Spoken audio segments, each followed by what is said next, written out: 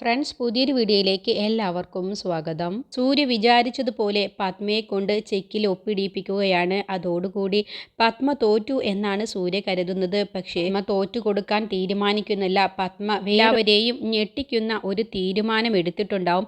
അങ്ങനെ യതീന്ദ്രൻ പറയണ്, പത്മയെ ഇനിയെങ്കിലും നീ പ്രശ്നമുണ്ടാക്കാതെ കാര്യങ്ങളൊക്കെ ഒരു രമ്യതയിൽ കൊണ്ടുപോകാൻ നോക്ക്, വെറുതെ സൂര്യയെ ദേഷ്യം പിടിപ്പിക്കേണ്ട എന്ന് പറയുമ്പോൾ പത്മ പറയണ്, ഞാനും അവൻ്റെ മുന്നിൽ തോറ്റു എന്നാണ് അവൻ കരുതി വെച്ചിട്ടുള്ളത്. പക്ഷേ ഈ പത്മ തോൽക്കില്ല. ഈ പത്മ ആരാണ് എന്നുള്ളത് നിങ്ങളെല്ലാവരും അറിയും എന്ന് പറഞ്ഞിട്ടാണ് പത്മ അവിടെ നിന്നും പോകുന്നത്. അങ്ങനെ സൂര്യ കള്ള് കുടിച്ചിട്ടാണ് വീട്ടിലേക്ക് വരുന്നത്. എന്നിട്ട് നന്ദിനിയുടെ മുന്നിൽ സന്തോഷത്തോടു കൂടി ഞാൻ ജയിച്ചു എന്നുള്ള ഭാവത്തെ അമ്മയെ കൊണ്ട് ഒപ്പിടിച്ചില്ലേ, നീയും അമ്മയും ഇപ്പോൾ ഒരുപോലെ ഒപ്പിട്ടു, ഇതാണ് ഈ സൂര്യ തീരുമാനിച്ചിരുന്നത് എന്ന് പറഞ്ഞ് വിജയിച്ച സന്തോഷത്തിൽ ഓരോന്ന് വിളിച്ചു പറയുകയാണ്. അപ്പോൾ നന്ദിനി പറയുകയാണ്, സൂര്യ സാർ എന്തിനാണ് കള്ളു കുടിച്ചു വന്നത്? സാറിനിപ്പോൾ കുടിക്കാൻ പാടില്ലാത്തതല്ലേ, മരുന്നൊക്കെ കുടിക്കുന്നതല്ലേ എന്ന് പറയുമ്പോൾ അതൊന്നും എനിക്കൊരു വിഷയവുമില്ല നന്ദിനി, എനിക്കിന്ന് അത്രയ്ക്ക് സന്തോഷമുണ്ട്, അതുകൊണ്ടാണ് ഞാൻ കുടിച്ചത് എന്ന് പറയുമ്പോൾ നന്ദിനി പറയണേ, അതിന് സൂര്യ സാർ ജയിച്ചു എന്നാണോ സൂര്യ സാർ കരുതി വെച്ചിരിക്കുന്നത്? ഒരിക്കലും സൂര്യ സാർ ജയിച്ചിട്ടില്ല. പിന്നെ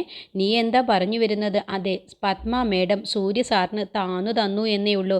ഇപ്പോഴും പത്മ മേഡം തന്നെയാണ് ജയിച്ചു നിൽക്കുന്നത്. പത്മ മേഡം ഈ വീട് കൈവിട്ടു പോവരുത് എന്ന് കരുതിയിട്ട് മാത്രമാണ് സൂര്യ സാറിൻ്റെ മുന്നിൽ തോറ്റു തന്നതുപോലെ ഭാവിച്ചത്. പക്ഷേ പത്മ മേഡം മറ്റൊരു പ്ലാൻ മനസ്സിൽ തീരുമാനിച്ചിട്ടുണ്ടാവും. അത് സൂര്യ സാറിന് ഒരിക്കലും തടുക്കാനും കഴിയില്ല എന്ന് പറയുമ്പോൾ, നീ നോക്കിക്കോ നന്ദിനി, എൻ്റെ അമ്മ എന്ത് തന്നെ പ്ലാൻ ചെയ്താലും നല്ല തീരുമാനമല്ല എന്നുണ്ടെങ്കിൽ ഈ സൂര്യ എതിർത്തിരിക്കും എന്ന് പറഞ്ഞിട്ടാണ് സൂര്യ ഉറങ്ങുന്നത്. അപ്പോൾ സൂര്യ പറയണേ, നന്ദിനി എന്നാൽ നീ ഉറങ്ങിക്കോ, വല്ലതും കഴിച്ചോ? ഞാൻ കഴിച്ചു സൂര്യ സാർ, സാറിനുള്ളത് എടുത്തുകൊണ്ട് വരട്ടെ എന്ന് പറയുമ്പോൾ, വേണ്ട ഞാനും കഴിച്ചതാണ്, എന്നാൽ നന്ദിനി നീ ഉറങ്ങിക്കോ, ഗുഡ് നൈറ്റ് എന്ന് പറഞ്ഞ് സൂര്യ സന്തോഷത്തോടു കൂടി വിജയിച്ചു എന്നുള്ള ഭാവത്തിൽ അങ്ങ് ഉറങ്ങുകയാണ് കേട്ടോ. പക്ഷേ പത്മ ഒരു വലിയ തീരുമാനം തന്നെയാണ് എടുത്തിട്ടുള്ളത്. അങ്ങനെ പിറ്റേ ദിവസം സൂര്യയെ കാണാൻ വേണ്ടി ഡോക്ടർ വീട്ടിലേക്ക് വരികയാണ്. എന്നിട്ട് സൂര്യയുടെ കൈയൊക്കെ പരിശോധിക്കുമ്പോൾ സൂര്യ പറയാണ്, എൻ്റെ കൈക്ക് ഇപ്പോൾ ഒരു കുഴപ്പവുമില്ല ഡോക്ടർ എന്ന് പറയട്ടെ. അപ്പോഴൊന്നും നന്ദിനി ആ റൂമിലില്ല. അപ്പോൾ ഡോക്ടറെ കണ്ടപ്പോൾ നന്ദിനി ഡോക്ടർക്കുള്ള ചായ എടുക്കാൻ വേണ്ടി പോയിട്ടുണ്ടാവും. അങ്ങനെ ചായയുമായിട്ട് തിരിച്ചു വരുന്ന സമയത്താണ് നന്ദിനി ആ വലിയ ഒരു രഹസ്യം അറിയുന്നത്.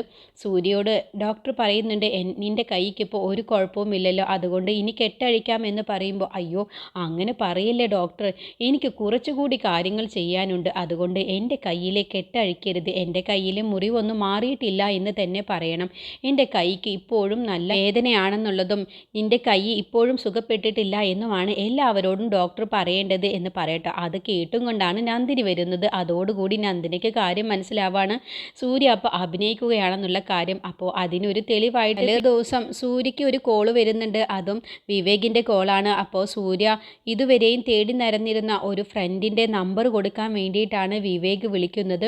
അപ്പോൾ നന്ദിനി ഉറങ്ങാൻ വേണ്ടി കിടക്കുന്ന ആ സമയത്താണ് വിവേക് കോള് വിളിക്കുന്നത്. അങ്ങനെ വിവേകിൻ്റെ അടുത്ത് നിന്നും ആ ഫ്രണ്ടിൻ്റെ നമ്പർ ചോദിക്കുന്നുണ്ട് കേട്ടോ സൂര്യ. അപ്പോൾ ആ നമ്പർ സൂര്യ വലത്തെ കൈ വെച്ച് തന്നെ ഒരു കുഴപ്പവും ഇല്ലാതെയാണ് എഴുതുന്നത്. അപ്പോൾ അത് കാണുന്ന നന്ദിനി മനസ്സിൽ ചിന്തിക്കാണ്, അല്ല സൂര്യ സാറിന് ഒപ്പിടാൻ കഴിയില്ല എന്ന് പറഞ്ഞിട്ടല്ലേ എൻ്റെ പേരിലേക്ക് സൈനിങ് അതോറിറ്റി ആക്കിയത്, എന്നിട്ടിപ്പോൾ സൂര്യ സാറ് നല്ല വൃത്തിക്ക് തന്നെ ഒപ്പിടുന്നുണ്ടല്ലോ, അപ്പോൾ സൂര്യ സാറിൻ്റെ കൈക്ക് ഒരു കുഴപ്പവുമില്ലേ, അപ്പോൾ സൂര്യ സാർ അഭിനയിക്കുകയാണോ എന്നൊക്കെ ആ നേരം നന്ദിനി മനസ്സിൽ ചിന്തിക്കുന്നുണ്ട് കേട്ടോ. അങ്ങനെ പെട്ടെന്ന് സൂര്യ നമ്പർ എഴുതി കഴിഞ്ഞ ശേഷം തിരിഞ്ഞു നോക്കുമ്പോൾ നന്ദിനി ഇത് കാണുമ്പോൾ സൂര്യ, അയ്യോ നന്ദിനി പിടിച്ചോ, നന്ദിനിക്ക് മനസ്സിലാവുമോ എനിക്ക് ഒരു കുഴപ്പവും കൂടാതെ എഴുതാൻ കഴിയുന്നുണ്ട് എന്ന്? ഇനിയിപ്പോൾ നന്ദിനിയുടെ വക ഓരോ ചോദ്യങ്ങളുണ്ടാവും, എങ്ങനെ ഇപ്പോൾ ഇതിൽ നിന്നും രക്ഷപ്പെടുക എന്നൊക്കെ മനസ്സിൽ ചിന്തിക്കുന്നുണ്ട് സൂര്യ. അങ്ങനെ നന്ദിനി ചോദിക്കുകയാണ്, അല്ല സാർ, സാറിനല്ലേ കൊണ്ട് ഒന്നും ചെയ്യാൻ കഴിയില്ല എന്ന് പറഞ്ഞിട്ട് ഇപ്പോൾ നല്ല വൃത്തിയിൽ തന്നെ പേന പിടിക്കുന്നുണ്ടല്ലോ, അപ്പോൾ സാറിന് ഇപ്പോൾ വേദനയില്ലേ എന്ന് ചോദിക്കും. അയ്യോ നന്ദിനി, എനിക്ക് നല്ല വേദനയുണ്ട്, പക്ഷേ ഞാൻ ആ വേദന സഹിച്ച് എങ്ങനെയൊക്കെയോ ഞാൻ ഈ നമ്പർ എഴുതിയതാണ് എന്ന് പറഞ്ഞ് സൂര്യ നന്ദിനിയുടെ അടുത്ത് നിന്നും പെട്ടെന്ന് പിടുത്തം കൊടുക്കാതെ രക്ഷപ്പെട്ട് പെട്ടെന്ന് അങ്ങ് ഉറങ്ങാൻ കിടക്കുക കേട്ടോ. അപ്പോഴൊക്കെ നന്ദിനിക്ക് ഒരു ചെറിയ സംശയം വരുന്നുണ്ട്. അങ്ങനെയാണ് ഡോക്ടർ വന്ന് ഇക്കാര്യം കൂടി പറഞ്ഞത് കേട്ടപ്പോൾ നന്ദിനിക്ക് അപ്പോൾ ഇവർ തമ്മിൽ ഒത്തുകളിയാണെന്നുള്ള കാര്യം മനസ്സിലാവുന്നത്. അങ്ങനെ നന്ദിനി ഡോക്ടർക്കുള്ള ചായയുമായിട്ട് വരുന്ന സമയത്ത് ഡോക്ടർ എങ്ങനെയുണ്ട് സൂര്യ സാറിന് എന്ന് ചോദിക്കുമ്പോൾ സൂര്യ പറഞ്ഞതുപോലെ ഡോക്ടർ അങ്ങ് കള്ളം പറയുകയാണ്. സൂര്യയുടെ കൈ ഇപ്പോഴും ഭേദമായിട്ടില്ല, സൂര്യക്ക് നല്ല റെസ്റ്റ് വേണം കൈക്ക്, അതുകൊണ്ട് കൈ ഇളക്കാനൊന്നും സമ്മതിക്കരുത് എന്ന് പറയട്ടെ. അപ്പോൾ ഡോക്ടർ കള്ളം പറയുകയാണെന്നുള്ളത് നന്ദിനിക്ക് മനസ്സിലാകുന്ന സമയത്ത് നന്ദിനി ഡോക്ടർക്ക് കൊണ്ടുവന്ന ചായ കൊടുക്കുന്നില്ല. അങ്ങനെ ഡോക്ടർ പോയി കഴിഞ്ഞ ശേഷം സൂര്യ ചോദിക്കുകയാണ്, അല്ല ഇതിലെന്താണ് നന്ദിനി എന്ന് ചോദിക്കും. ഇതാ ഡോക്ടർ കൊണ്ടുവന്ന ചായയാണ്. പക്ഷേ ഡോക്ടർ കള്ളം പറയുകയാണ്. ഡോക്ടറുടെ ആ മറുപടി എനിക്ക് അത്ര പിടിച്ചിട്ടൊന്നുമില്ല. അതുകൊണ്ടാണ് ഞാൻ ഡോക്ടർക്ക് ചായ കൊടുക്കാതിരുന്നത്. അപ്പോൾ നീ ഇനി എന്താ ഈ ചായ ചെയ്യാൻ പോകുന്നത്? ഇത് ഞാൻ അങ്ങ് കുടിക്കും. എന്നാൽ പിന്നെ കുടിച്ചോ നന്ദിനി എന്ന് പറയാണ്. അങ്ങനെ നന്ദിനി ആ ചായ അങ്ങ് കൊടുക്കുകയാണ് കേട്ടോ. അപ്പോൾ സൂര്യ പുഞ്ചിരിക്കുകയാണ്. നന്ദിനിയുടെ ആ പെട്ടെന്നുള്ള ദേഷ്യമൊക്കെ കാണുമ്പോൾ സൂര്യയ്ക്ക് അത് നല്ല സന്തോഷമാവുകയാണ്. അങ്ങനെ രാജുവേട്ടനൊക്കെ കിച്ചണിൽ പണിയെടുക്കുന്ന സമയത്ത് നന്ദിനിയും അവിടേക്ക് ചെന്നിട്ടുണ്ടാകും. ആ സമയത്താണ് പത്മ മേഡം അവിടേക്ക് വരുന്നത്. എന്നിട്ട് രാജുവിനോട് ചോദിക്കുകയാണ്, രാജു ഇന്ന് എന്താണ് ഭക്ഷണത്തിന് എന്ന് ചോദിക്കുമ്പോൾ ഇന്ന് സാമ്പാറും നാടൻ വിഭവങ്ങളാണ് എന്ന് പറയുമ്പോൾ എങ്കിൽ ഇന്ന് സ്പെഷ്യലായി എന്തെങ്കിലും കുറച്ചുകൂടി ഉണ്ടാക്കണം. ഇന്ന് ഇവിടേക്ക് ഒരു ഗസ്റ്റ് വരുന്നുണ്ട്. ആരാണ് സാർ? ആരാണെന്ന് നിന്നോട് പറയണോ? നീ പറഞ്ഞ പണി അങ്ങ് ജോലി ചെയ്താൽ മതി. നീ ഇവിടുത്തെ വീട്ടു ജോലിക്കാരനാണ്. അതുകൊണ്ട് ഞാൻ പറയുന്നത് പോലെ നീ ചെയ്താൽ മതി എന്ന് പറയണ. അങ്ങനെ ഫിഷും ചിക്കനും കുറച്ച് ബീഫും മട്ടനും ഒക്കെ വാങ്ങിച്ചോ, എന്നിട്ട് കുറച്ച് ഗംഭീരമായിട്ട് തന്നെ ഉണ്ടാക്കിക്കോ എന്ന് രാജുവിനോട് പറയണം. എന്നിട്ട് പത്മ അവിടെ നിന്ന് അങ്ങ് പോവാട്ടോ. അപ്പോൾ രാജു നന്ദിനിയോട് ചോദിക്കുകയാണ്, ആരാവണവോ ഇന്ന് ഇവിടേക്ക് വരുന്ന ആ ഒരു വലിയ ഗസ്റ്റ് എന്നൊക്കെ പറയുമ്പോൾ രാജുവേട്ടൻ എന്തായാലും പണി തുടങ്ങിക്കോ, ഇനിയിപ്പോൾ അതിൻ്റെ പേരിലൊരു പ്രശ്നം ഉണ്ടാക്കണ്ട എന്ന് പറഞ്ഞ് നന്ദിനിയും രാജുവും കൂടി ഭക്ഷണം ഉണ്ടാക്കാൻ ഒരുങ്ങാണ്. അങ്ങനെ പത്മ ഫോൺ വിളിക്കുകയാണ്, ആ ഗസ്റ്റിനെ ഫോൺ വിളിക്കുകയാണ്. എന്നിട്ട് നീ എപ്പോഴാണ് ഇവിടേക്ക് വരിക? എത്രയും പെട്ടെന്ന് വരണം, ഞാനൊരു തീരുമാനം എടുത്തിട്ടുണ്ട് എന്ന് പറഞ്ഞ് ഫോൺ വിളിക്കുകയാണ് കേട്ടോ. എന്നിട്ട് ഫോൺ വെച്ച ശേഷം യതീന്ദ്രനെ ഫോൺ വിളിക്കുകയാണ്. അപ്പോൾ യതീന്ദ്രൻ പുറത്ത് പോയിട്ടുണ്ടാവും. എന്നിട്ട് ചോദിക്കുകയാണ്, നിങ്ങൾ എപ്പോഴാണ് ഇവിടേക്ക് വരുന്നത് എന്ന് ചോദിക്കുമ്പോൾ എന്തിനാണ് എന്ന് നിങ്ങൾ പെട്ടെന്ന് തന്നെ ഇവിടേക്ക് ഒരു 5 മിനിറ്റിനുള്ളിൽ നിങ്ങൾ ഇവിടേക്ക് തിരിച്ചെത്തണം. എനിക്കൊരു പ്രധാനപ്പെട്ട കാര്യം തീരുമാനിക്കാനുണ്ട്. അതിന് ഇവിടെയുള്ളവർ എല്ലാവരും വേണം എന്ന് പറഞ്ഞ് യതീന്ദ്രനെയും പത്മ ഫോൺ വിളിക്കുകയാണ്. അപ്പോൾ യതീന്ദ്രൻ മനസ്സിൽ ചിന്തിക്കുകയാണ്, എന്താണാവോ ഇനിയിപ്പോൾ പത്മ അടുത്ത പ്രശ്നം ഉണ്ടാക്കാൻ പോകുന്നത്? എന്തിനാണാവോ ഇനിയിപ്പോൾ അവിടേക്ക് പെട്ടെന്ന് വരാൻ പറഞ്ഞത് എന്നൊക്കെ ചിന്തിച്ചുകൊണ്ടാണ് യതീന്ദ്രൻ നേരെ വീട്ടിലേക്ക് കാർ എടുത്തുകൊണ്ട് വരുന്നത്. പത്മയുടെ റൂമിലേക്ക് ആ ഗസ്റ്റിനെ ആക്കുകയാണ് കേട്ടോ. എന്നിട്ട് എല്ലാവരും കൂടി ഹാളിൽ ഇരിക്കുകയാണ്. അപ്പോൾ എല്ലാവരും സംസാരിക്കാൻ വേണ്ടി പത്മയും യതീന്ദ്രനും വിജയനും ഇന്ദ്രജയും വേദയൊക്കെ ഉണ്ട്. അപ്പോൾ നന്ദിനിയോട് പറയാണ്, സൂര്യ ഇവിടേക്ക് വിളിച്ചോണ്ട് വാ എന്ന് പറയട്ടെ. അപ്പോൾ സൂര്യയുടെ റൂമിലേക്ക് നന്ദിനി ചെന്നിട്ട് പറയാണ്, പത്മ മേഡം വിളിക്കുന്നുണ്ട്, എന്തോ ഒരു പ്രധാനപ്പെട്ട കാര്യം പറയാനാണത്ര എന്ന് പറയുമ്പോൾ ദാ വരുന്നു എന്ന് പറഞ്ഞ് സൂര്യയും നന്ദിനിയും കൂടി താഴേക്ക് വരികയാണ്. അപ്പോഴത്തേക്കും പത്മ കമ്പനിയിലുള്ള എല്ലാവരെയും വിളിച്ചിട്ടുണ്ടാവും, ഫോണിൽ വിളിച്ചിട്ടുണ്ടാവും, മാനേജറെയും വക്കീലിനെയും ഒക്കെ വിളിച്ചിട്ടുണ്ടാവും കേട്ടോ. അപ്പോൾ അവരെയൊക്കെ കാണുമ്പോൾ ഇതിപ്പോൾ എന്ത് തീരുമാനം എടുക്കാനാണാവോ പത്മ മേഡം ഇവരെയൊക്കെ വിളിച്ചു വരുത്തിയിരിക്കുന്നത് എന്നുള്ള ഭാവത്തിലാണ് എല്ലാവരും നോക്കുന്നത്. അപ്പോൾ പത്മ പറയണ, എനിക്ക് തീരെ സുഖമില്ല, അതുകൊണ്ട് ഞാൻ ഒരു തീരുമാനം എടുത്തിട്ടുണ്ട്. 3 മാസത്തേക്ക് ഞാൻ റെസ്റ്റ് എടുക്കാൻ തീരുമാനിച്ചത് കൊണ്ട് എൻ്റെ സൈനിങ് അതോറിറ്റി മറ്റൊരാൾക്ക് കൊടുക്കാനാണ് ഞാൻ തീരുമാനിച്ചിട്ടുള്ളത് എന്ന് പറഞ്ഞതോടുകൂടി എല്ലാവരും അങ്ങ് ഞെട്ടിപ്പോവാട്ടോ പത്മയുടെ പെട്ടെന്നുള്ള ആ തീരുമാനം കേട്ടപ്പോൾ. അപ്പോൾ എല്ലാവരും കരുതുന്നത് വേദയ്ക്കോ അല്ലെങ്കിൽ ഇന്ദ്രജയ്ക്കോ അല്ലെങ്കിൽ വിജയനോ ഒക്കെ ആവും ഈ സൈനിങ് അതോറിറ്റി പത്മ കൊടുക്കാൻ പോകുന്നത് എന്നാണ് കേട്ടോ. അങ്ങനെ ഇന്ദ്രജ പറയണ, അമ്മയ്ക്ക് തീരെ സുഖമില്ലാത്തത് കൊണ്ടല്ലേ, എങ്കിൽ എനിക്ക് തന്നേക്ക് അമ്മേ, ഞാൻ സൈനിങ് അതോറിറ്റി ഏറ്റെടുത്തോളാം എന്ന് പറയുമ്പോൾ പത്മ അങ്ങ് പുഞ്ചിരിക്കുകയാണ്.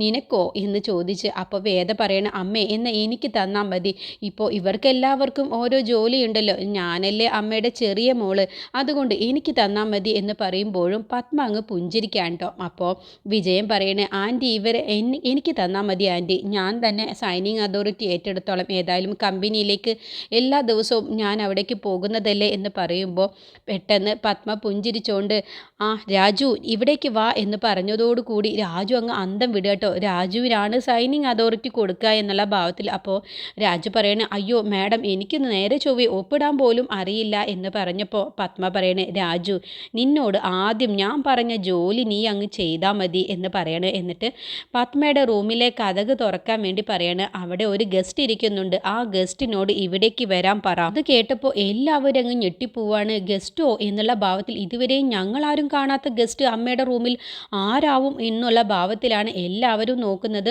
അപ്പോൾ സൂര്യ അടക്കം യതീന്ദ്രനും എല്ലാവരും അതിശയത്തോടു കൂടി നോക്കുകയാണ്. അപ്പോൾ രാജു പോയിട്ട് കതക് തുറന്നു നോക്കുന്ന സമയത്ത് പെട്ടെന്ന് റൂമിൽ നിന്നും വരുന്നത് മിത്രയാണ്. മിത്രയെ കണ്ടപ്പോൾ എല്ലാവരും ഞെട്ടിപ്പോവാണ്. അങ്ങനെ രാജുവിനോട് പറയണേ, മിത്രയ്ക്ക് ഇരിക്കാനുള്ള ഒരു കസേര കൊണ്ടുവാ രാജു എന്ന് പറഞ്ഞ് മിത്രയ്ക്ക് ഇരിക്കാൻ വേണ്ടി കസേര രാജു കൊടുന്നു കൊടുക്കുകയാണ്. അങ്ങനെ മിത്ര നല്ല അഹങ്കാരത്തോട് കൂടിയിട്ടാണ് അവരുടെ അടുത്തേക്ക് വന്നിരുന്ന് കാലും കയറ്റി വന്നിരിക്കുന്നത്.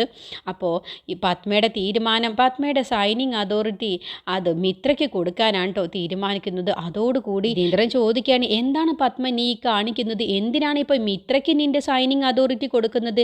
എന്തിനാണ് നമ്മുടെ വീട്ടിലുള്ള കാര്യങ്ങളൊക്കെ പുറത്തുള്ളവരെ ഏൽപ്പിക്കുന്നത് എന്ന് ചോദിക്കുമ്പോൾ, എന്താണ് നിങ്ങൾ ഈ പറയുന്നത്?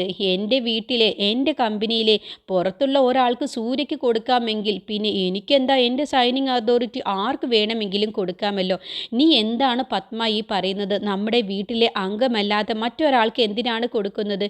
ഈ വീട്ടിലെ അംഗമല്ലാത്ത ഒരാൾക്ക് സൂര്യയുടെ സൈനിങ് അതോറിറ്റി കൊടുത്തിട്ടുണ്ടെങ്കിൽ പിന്നെ എനിക്കും ആർക്ക് വേണമെങ്കിലും കൊടുക്കാമല്ലോ. പക്ഷേ എനിക്ക് മിത്ര ഈ വീട്ടിലെ അംഗം തന്നെയാണ്. ഈ വീട്ടിലേക്ക് വലതുകാലി വെച്ച് വീട്ടിലെ മരുമകളായി കയറി വരേണ്ടവളായിരുന്നു. പക്ഷേ എന്തൊക്കെയോ തടസ്സങ്ങൾ മൂലം അത് സംഭവിച്ചില്ല. പക്ഷേ എൻ്റെ മനസ്സിൽ ഇപ്പോഴും എൻ്റെ മരുമകളായിട്ടുള്ള സ്ഥാനം അത് മിത്രയ്ക്ക് തന്നെയാണ്. എല്ലാ അർത്ഥത്തിലും പത്മയ്ക്ക് അനുയോജ്യമായ ഒരു മരുമകൾ തന്നെയാണ് മിത്ര. പത്മയുടെ ഒപ്പം നിൽക്കാൻ അന്തസ്സും പ്രൗഢിയും എല്ലാം ഉള്ള ആൾ തന്നെയാണ്. അതുകൊണ്ട് ഞാൻ എൻ്റെ സൈനിങ് അതോറിറ്റി മിത്രയ്ക്കാണ് കൊടുക്കുന്നത്. അതിൽ ആർക്കും ഒരു തടസ്സവും പറയേണ്ട. നിങ്ങൾക്ക് ആർക്കെങ്കിലും അതിൽ തടസ്സമുണ്ടോ എന്ന് ചോദിക്കുമ്പോൾ വേദയും ഇന്ദ്രജയും വിജയനൊക്കെ തടസ്സം പറയാണ്.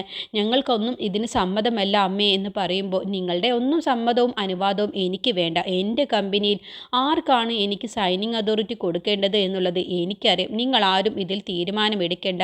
എന്നാൽ നമുക്ക് അതിനുള്ള കാര്യങ്ങൾ ചെയ്യാം എന്ന് പറഞ്ഞ് മിത്രയോട് ഒപ്പിടാൻ വേണ്ടി പറയട്ടോ. എൻ്റെ സൈനിങ് അതോറിറ്റി 3 മാസത്തേക്ക് ഇനി മിത്രയ്ക്കാണ് ഞാൻ കൊടുക്കുന്നത് എന്ന് പറഞ്ഞ് മിത്രയോട് ഒപ്പിടാൻ വേണ്ടി പറയാണ്. അപ്പോൾ സൂര്യയ്ക്ക് അതൊന്നും ഒട്ടും തന്നെ ഇഷ്ടപ്പെടുന്നില്ല. അങ്ങനെ സൂര്യയ്ക്ക് ഒന്നും പറയാനാവാതെ മിണ്ടാതെ നിൽക്കുകയാണ്. അങ്ങനെ ഇനി മിത്രയാണ് സൈനിങ് അതോറിറ്റി ഏറ്റെടുക്കുന്നത്. ഇതിൻ്റെ ബാക്കി റിവ്യൂ ഞാൻ അടുത്ത വീഡിയോയിൽ പറയാം.